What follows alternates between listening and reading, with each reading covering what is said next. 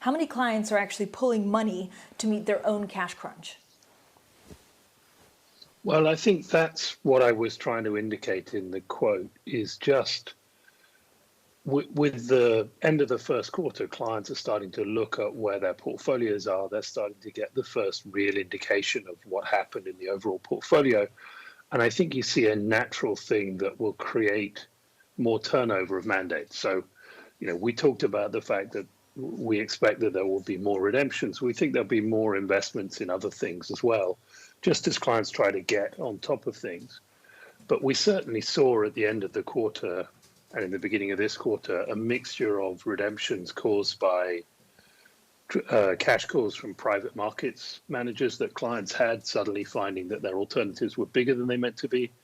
And we also saw some, for instance, examples where people needed the cash. So we have money from a healthcare system in the US who called up and said, look, thank you, the returns have been great, but actually we need to spend the money now on COVID treatments. And, those are redemptions you like to get, right? So how, will this trend accelerate going forward? How difficult is it to predict the outlook, given that it's unclear when the economy will reopen? I guess, I don't know if there's if this goes on for one more month, there's going to be this many more redemptions. So I think one has to separate two things. There's the sort of big picture about what's going on in the markets, and then there's the question of client portfolios.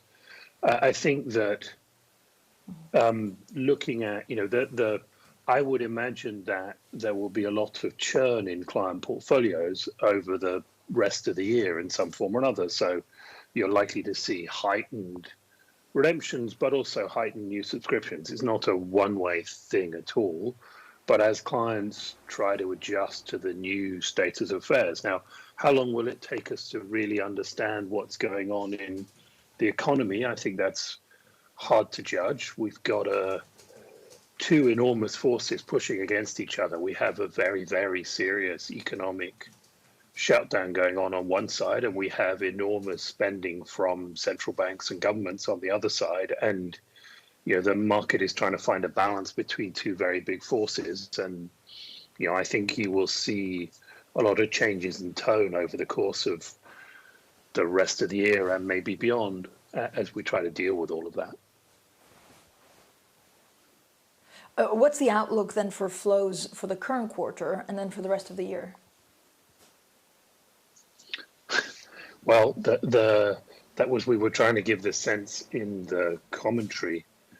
So look, we had a quarter of net inflows in the first quarter, and just to correct something in terms of the results in the first quarter. So while we had 10 billion of net negative performance, one has to recognize that we run a mixture. So we run a large number of hedge funds, and we are, as you say, the largest listed hedge fund business in the world. But we also run a lot of long only. Our hedge funds, on average, so our absolute return strategies on average, made money in the first quarter. The losses were really in the long only side of the business, where, sort of coming into the year, you could think of it that we had $50 billion of long only, primarily long only equities, and in a market down 25% or whatever in the first quarter, it's no surprise that there were investment losses. So I think as we talk to clients, while some are clearly disappointed with individual, when you've had such big market moves, you've got some big winners in individual hedge funds, and you've obviously got some who've had some pretty terrible things. And clearly in the credit market, a number of people got caught in the relative value space. People got caught. I think once you get these big market moves, directional type of strategies tend to do very well. Momentum was a big opportunity in the first quarter, and we managed to make good returns for clients there. And so as you look forward to the rest of the year, it doesn't feel in any sense like a sort of disaster for flows for the industry. I think it's just going to be a lot of churn that one's likely to see. But can you quantify churn? Is it, I know it's difficult at the moment given all of the uncertainty out there, But is it a 15% difference in flows? Can it be bigger, or do we just not know at the moment? I think, honestly, it's too early to predict a lot of things today. We are still right in the middle of the economic storm. And I think one of the things, it's easy to get caught up in the fact that, we have bounced quite a long way off the low in equity markets. But everybody that I talk to in the real economy says life is really bad out there, that, real businesses are, most businesses in the end came into this with a lot of leverage. The corporate world has been increasing leverage, whether it's through buybacks, whether it's through pushing to lighter and lighter balance sheets, whether it's through PE taking over things and therefore leveraging corporate balance sheets. That's led to a process where companies don't have that much runway in a lot of industries.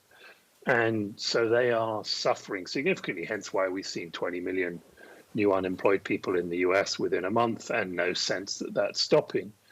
And so you have to look at what the real economic consequences are to then understand what the consequences for individual stocks and individual bits of market and therefore individual strategies. So, I wouldn't want to guess in terms of actual flows in the industry. What we were trying to get at is we think market volatility is going to be at heightened levels compared to where we've seen it for the last 2 years, where, let's be clear, that market volatility the last 2 years was at very low levels. In heightened volatility, you will tend to get more change in client portfolios.